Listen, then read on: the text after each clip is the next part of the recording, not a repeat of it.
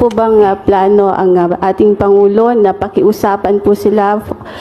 Kayo po, wala po ba kayong plano bilang Pangulo ng ating bansa para pakiusapan mo sila na huwag nang ituloy yung impeachment dahil baka abala nga naman po sa trabaho ng ating gobyerno at syempre sa buhay at pamumuhay ng ating mga kababayan?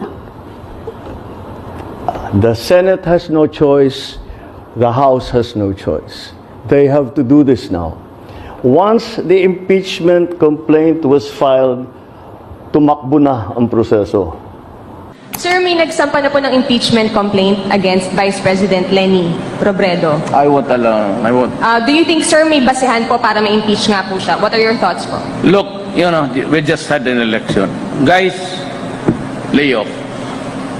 Let's stop it. Can do other things, but do not tinker with the structure of government. I will not countenance it. Elected yung tao.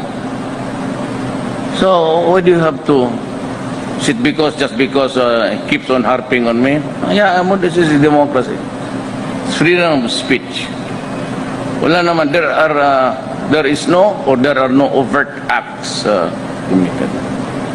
Kakatapos lang ng eleksyon, huwag mo sirain bayan.